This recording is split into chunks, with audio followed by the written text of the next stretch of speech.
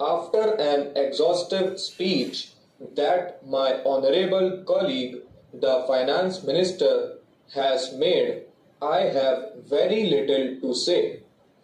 The reasons for the modification of the award have also been given in the statement annexed to the order of the Ministry of Labour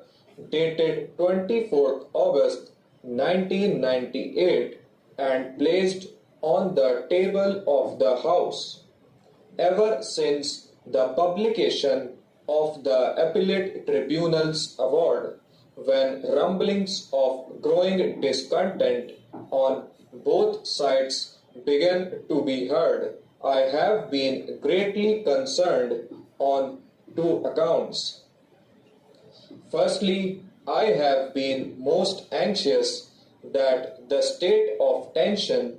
which has existed in the relationship between employers and employees in the banking field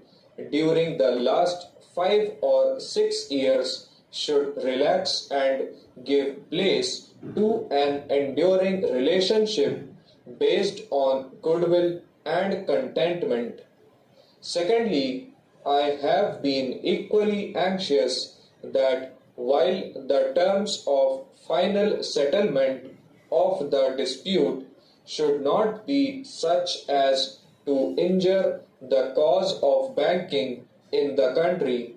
they should be fair to the vast number of what are known as the lowest categories of banking employees and who have put up with much trouble and expense during all these years of costly litigation. It is true that government has been given the power under the Industrial Disputes Appellate Tribunal Act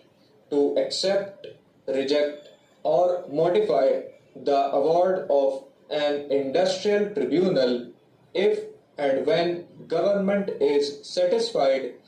that it is expedient in the public interest to do so. It cannot be disputed that the said powers should be exercised by government with due care and caution in exceptional circumstances and for very strong reasons of public interest, and that the modification of an award of an industrial tribunal by executive action is prima facie not desirable.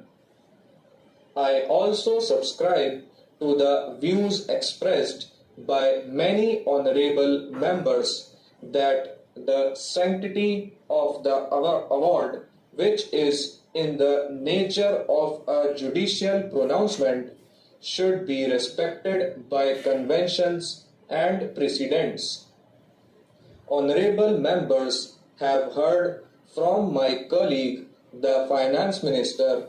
how the full burden of the Appellate Tribunal award might have brought about a crisis in the banking industry.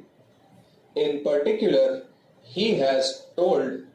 the House how banking facilities in rural areas might have suffered a serious setback on account of the burden.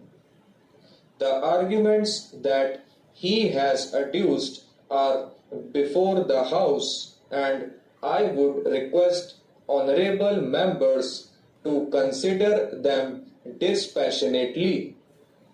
If any bank is really